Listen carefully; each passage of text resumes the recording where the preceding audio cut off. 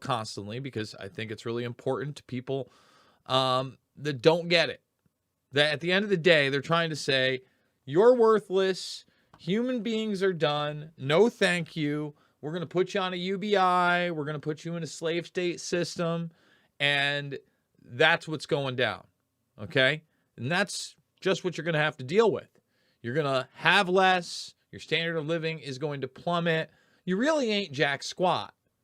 And that's one of the real big elements of this LGBTQ plus identify as everything, because they want to take your very humanity away. They want, especially with this non-binary approach, for you to be fluid and in a sense of dysphoria from your very humanity.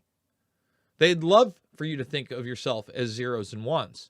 And that's also what the UBI, Universal Basic Income, has always been about. More dependence on the state, all right? And then let's get into digital blockchain technology and CBDCs, right? And more you're going to be integrated into what?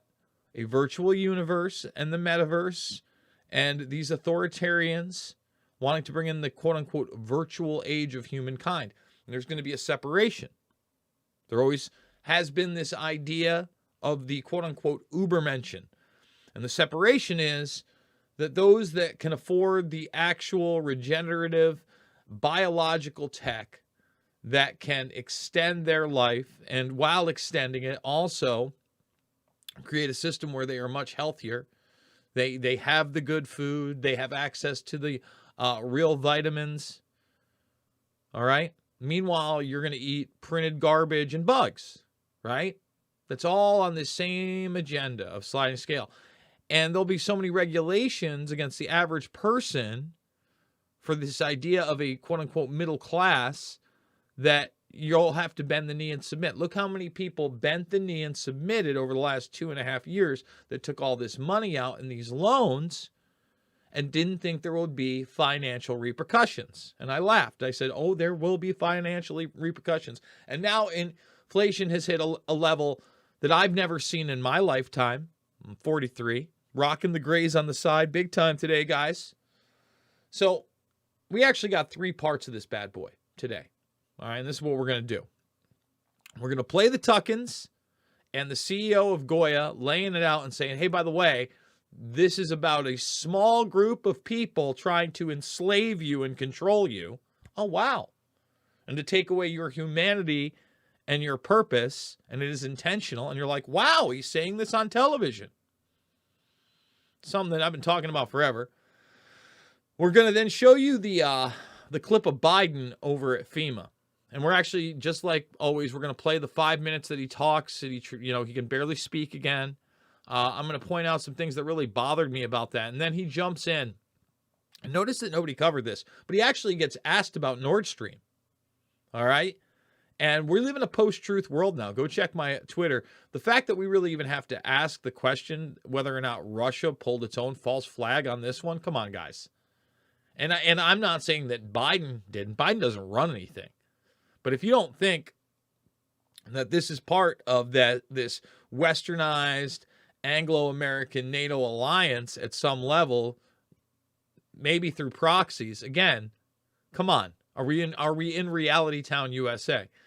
So Tuckins, Biden, and then we're going to go over to just Rockfin and Rumble. All right. And by the way, Rockfin, what we're doing is, for all those people that have supported me over there, you go watch it over there, please, because it's premium over there for the first 24 hours, and then we give it away. I always give away my stuff. You can find it over on Rumble at the same time, totally free. We're gearing up on Red Voice. In fact, my exclusive from Red Voice is now available for free with Pat Miletich, and we have a new premium, right? The link is down below, redvoicemedia.net/Jason. Sign up for $1, okay, for the first month, and you'll get my new exclusive on Julian Assange and bioweapons in this country and the programs such as the, Pentagon weaponizing ticks. No big deal. No big deal. So that link down below as well. Let's get to Tucker and this gentleman right here. Food prices, if you've been in the grocery store, you know, are continuing to climb. Political leaders like Joe Biden and Elizabeth Warren say it's got nothing to do with the war in Europe or ESG or anything they did. It has to do with greedy grocers who are getting rich. Well, we almost never speak to the heads of big companies on the show because they won't come on. But Bob Unanaway is the CEO of Goya Foods, one of the biggest food brands in the country, and we are grateful that he has been willing to join us tonight. Bob, thanks so much for coming on tonight. So you have heard, you run this huge company, and you have heard that you're the reason that food prices are up. Is that true?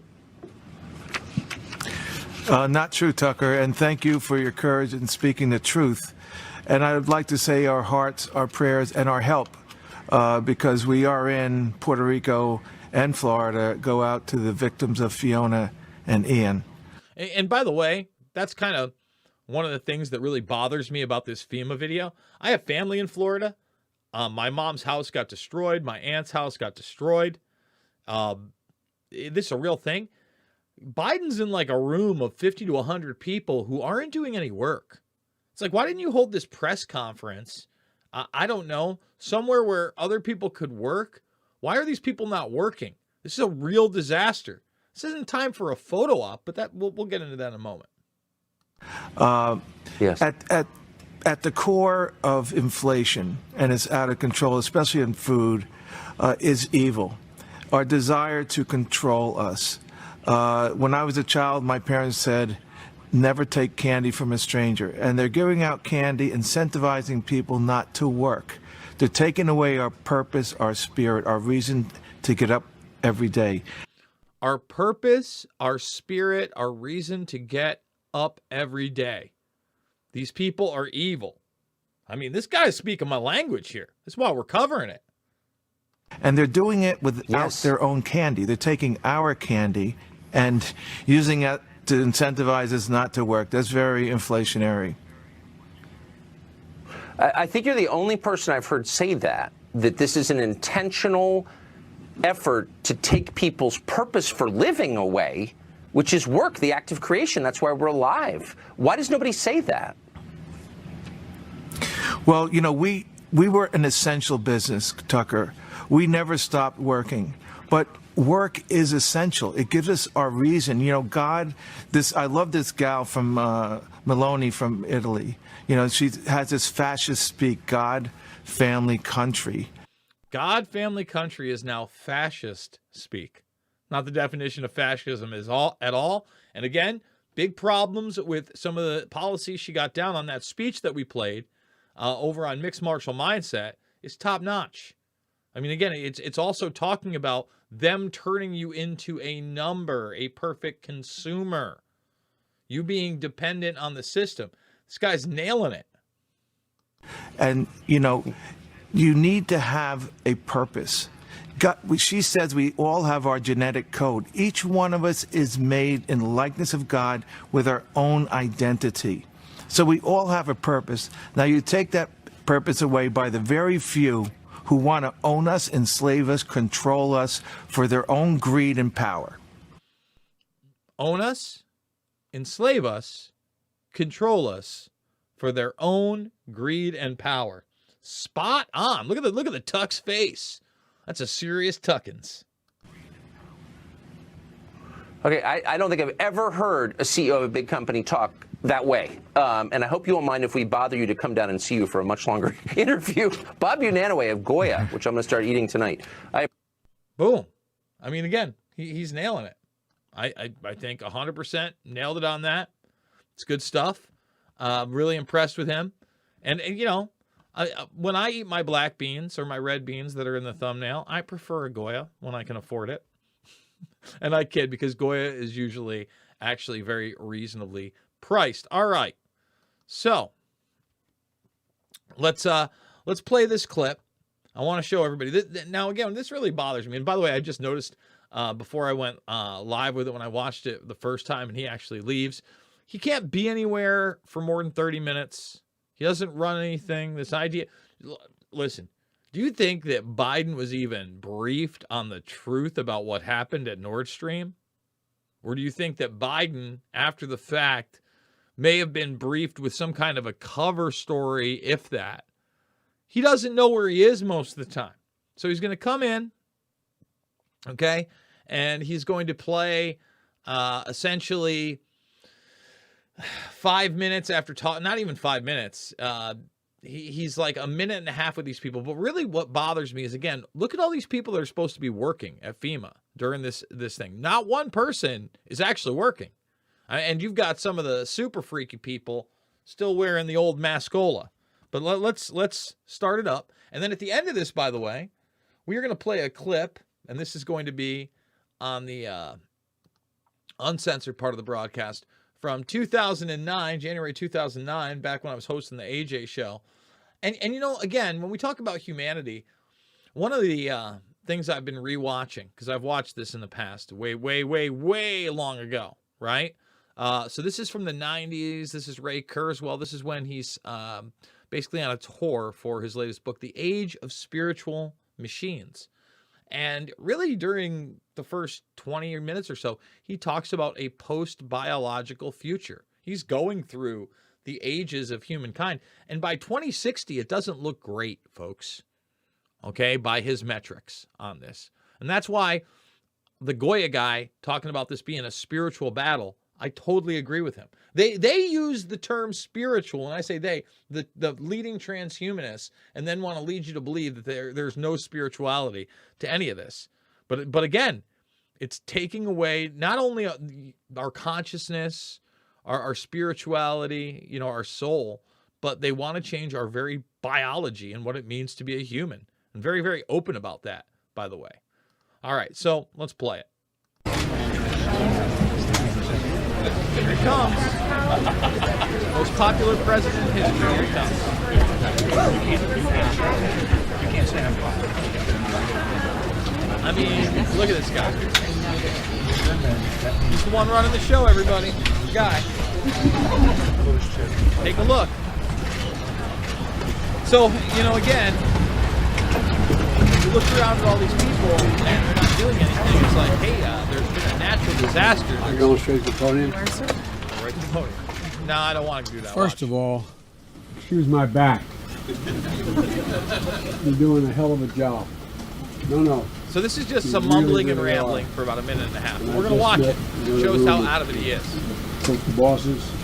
And, you know, one of the things that I think is so important is that there's a lot, over the last 6, 8, 10 years, there's been a loss of faith in government along the way. It just keeps eroding. Because they wonder whether or not the institutions work. When you're coordinating all these institutions, people understand exactly what's going on. They look on the television or they're in the middle of the eye of the storm. And they wonder, can we make it work? Can we coordinate it? And you all are doing it. You are reinforcing people's faith in the institutions, that everything, that's not how to think about it, institutions, but in can it work? I mean, again, you're reinforcing faith of can it work? Is this reinforcing my faith? None of these people are working right now. Not one of them. Why? So you can just sit up here and grandstand? Again, you don't have anything really to do with the response whatsoever. Let's be honest. Government's here to serve me isn't working. And you're busting your neck. And a lot of people out there on the line are risking their lives. Thank you. Okay, now I'm supposed to speak. Well, folks, I'm here at FEMA headquarters to thank Homeland Security Secretary Mayorkas, Commandant of the Coast Guard Fagan, and the Commanding General of the Army Corps of Engineers, Lieutenant General Spellman. I mean, he's struggling. He's reading off that thing as quick as he can, and he's mumbling. Homeland Security, it sounds like almost homeless. You know, he's rattling through it, guys. And the FEMA administrator, who's become the MVP here these days, I spend a lot of time in this room. Does he? Griswold of FEMA and the entire workforce. And many other federal agencies that are working together here. You know, they're always going to be above and beyond the running toward danger and to save lives. Most people want to run away from it. These guys run toward it. And it really matters. And they're helping survivors that are really in desperate need. And that's what we're doing as we focus on delivering help to the people directly impacted by Hurricane Ian. I'm going to use this. I mean, guys, he's going to grab the mic, but he can't. If you've been watching this, and by the way, again, we're going to play where he actually jumps in and you see that he gets asked about Nord Stream and he's just like, we're not going to comment on that. Because that's, again, something the media didn't even run with. They didn't run with the fact that in front of the Global Health Fund, after he was introduced by Gates and then he was taking pictures with Macron, Trudeau, and others, he had said there's going to be a 31-to-1 return on these people's investments of this global enslavement plan that the Goya guy just alluded to. Taking away your purpose, putting you on a universal basic income, putting you under more restrictions, pushing you into the virtual age, pushing you into the sustainability, lower standard of living agenda, while a guy who can barely stand up there and talk, who's sped right up, all right, and he's still coughing all the time in these things, is telling the minions and oligarchs that they're going to get a 31-to-1 return on your enslavement. Who else has covered that in any of the mainstream or alternative media? Who? Anybody? Bueller? Biden? Brandon? Bueller? It made landfall yesterday, and it is still moving across the state today. This could be the deadliest hurricane in Florida's history. The numbers are still unclear, but we're hearing early reports of what may be substantial loss of life. And parenthetically, I should note I've spoken with the governors and the mayors and the commissioners. I've been on the phone with the governor this morning.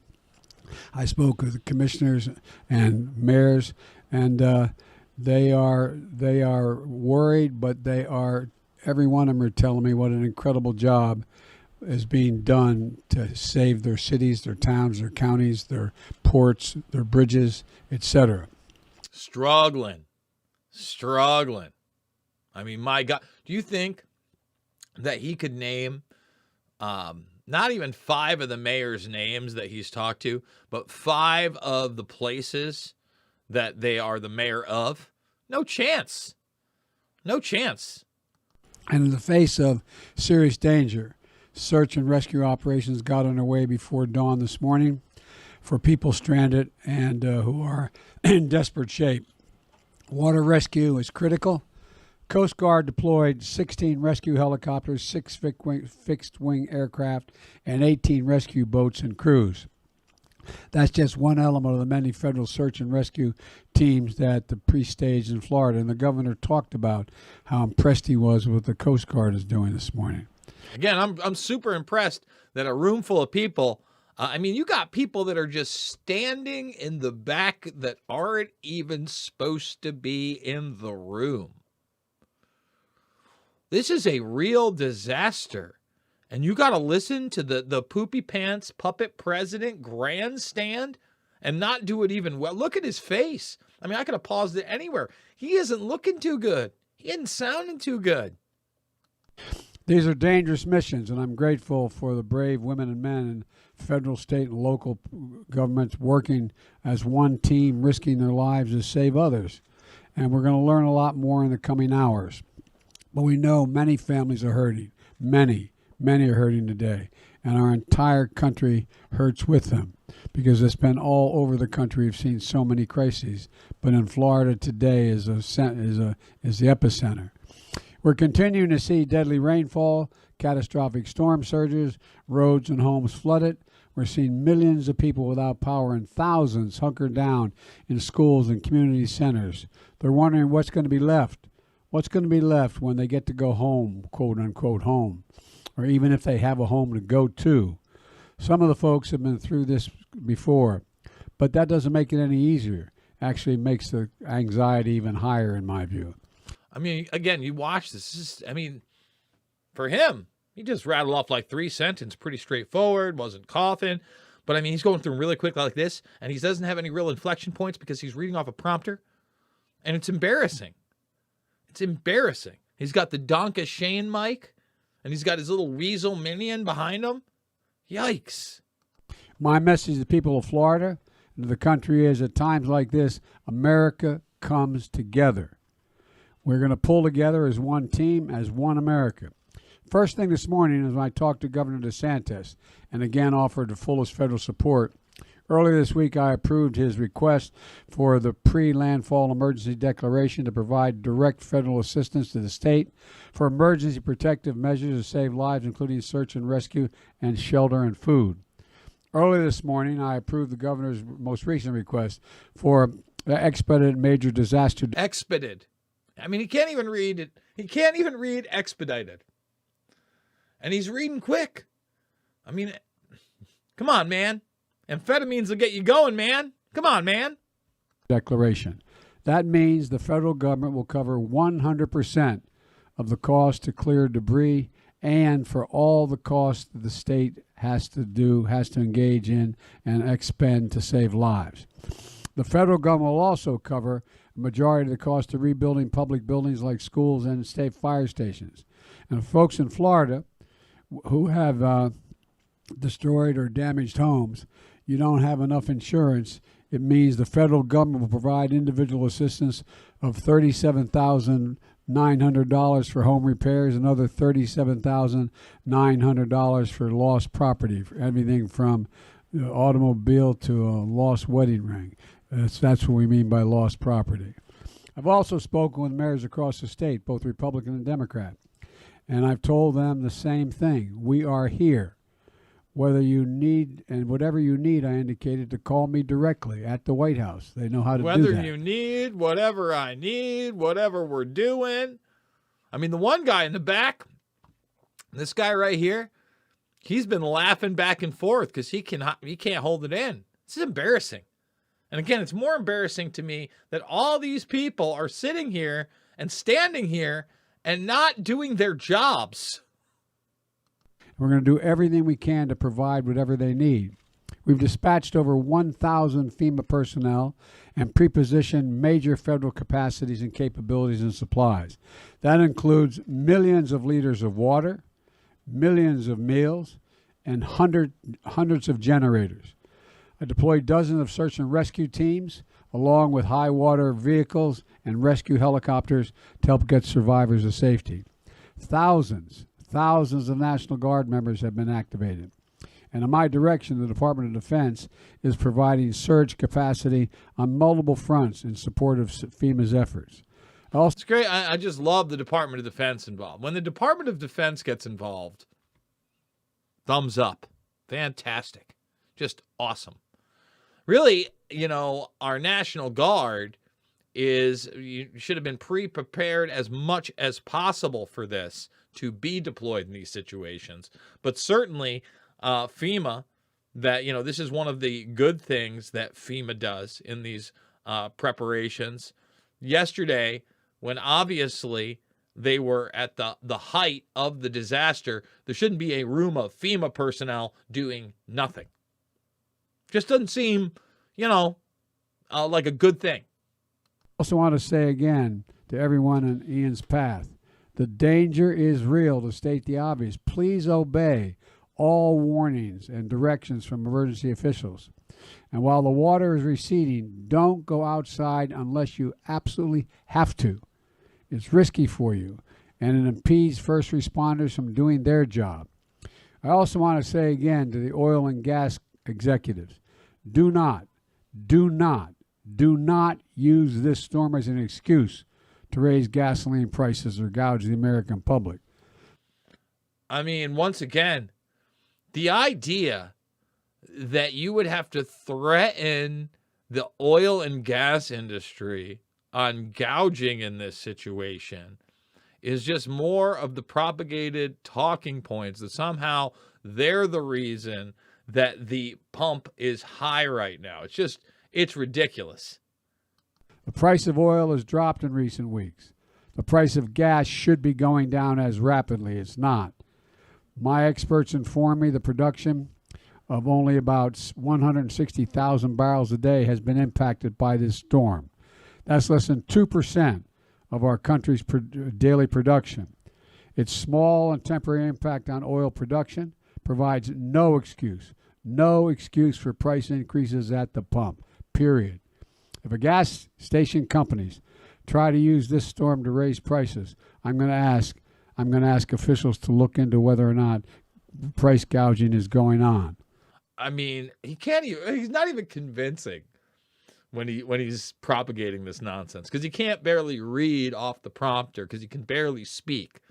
Again, would you put this guy as a night manager in your small business, in your franchise like a Burger King or a Wendy's or a McDonald's? Would you hire him?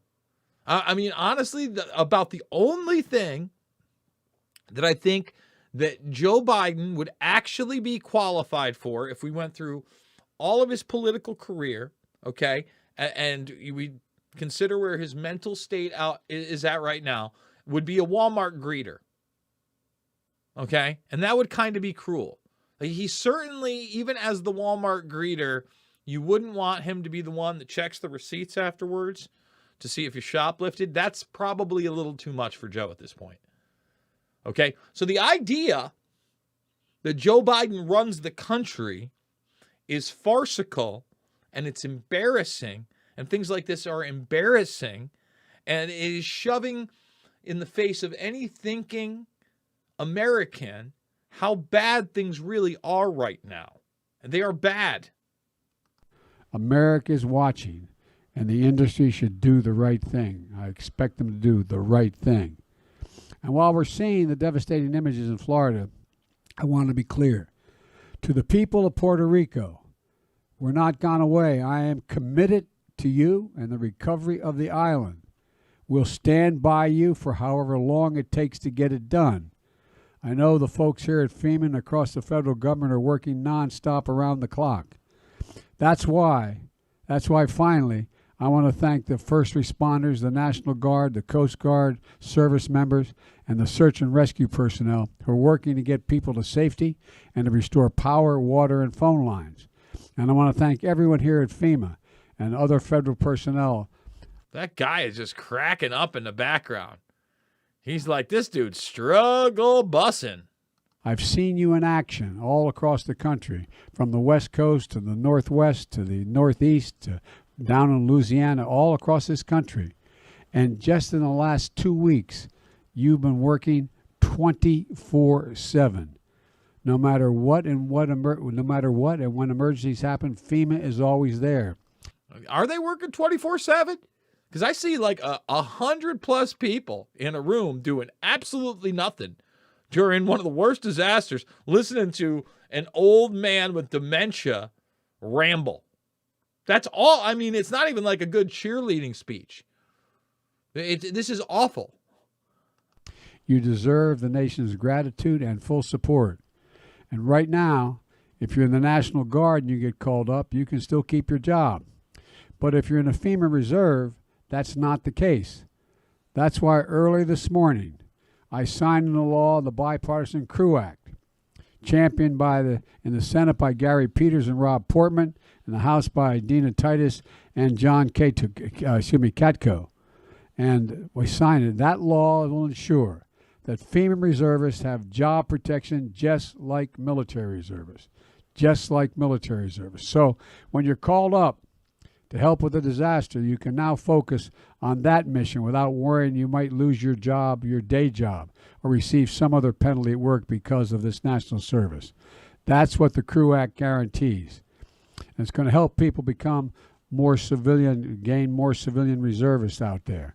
And it's going to make FEMA stronger. It's going to make America stronger. That's who we are.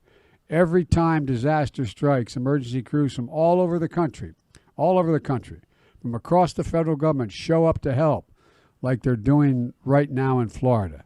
That's America, a country of women and men willing to serve, willing to leave their own families to help a stranger's family. Everyone hard at work in Florida right now deserves our thanks. And when the conditions allow it, I'm going to be going to Florida to thank them personally so we don't get in the way. I'll do our best. We're going to do our best to build Florida back as quickly as possible, but we're not going to be leaving. We're going to build it back with the state and local government. However long it takes, we're going to be there. That's my commitment to you. I want to now turn it over to Secretary Mayorkas. Sure. Mr. President, do you plan to meet with Governor DeSantis when you're down there?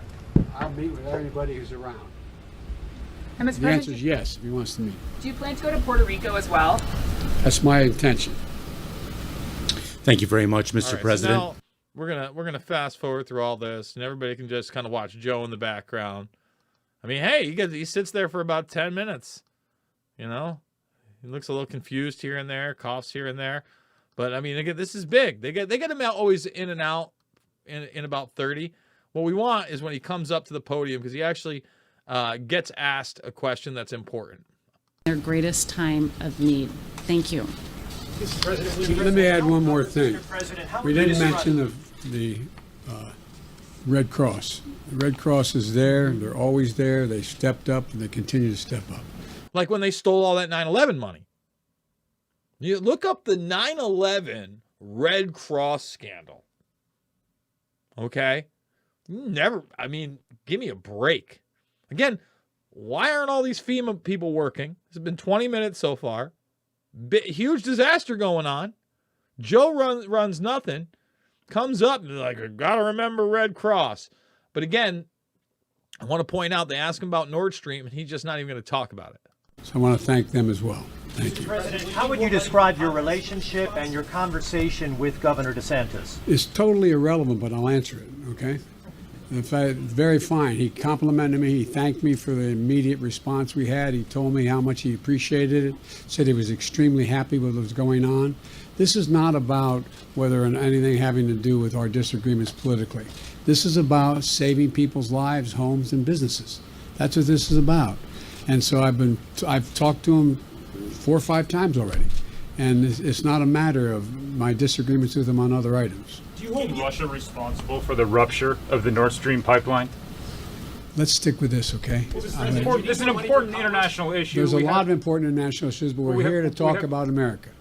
Well, again, we're in a post-truth world. If anybody's buying the idea that Putin did that to the pipelines himself, I think that's absolutely ludicrous. But that post-truth world is one of the reasons that we can't play this clip from 2009 over on YouTube. So what I need you to do on YouTube is thumbs it up on your way out, subscribe and share.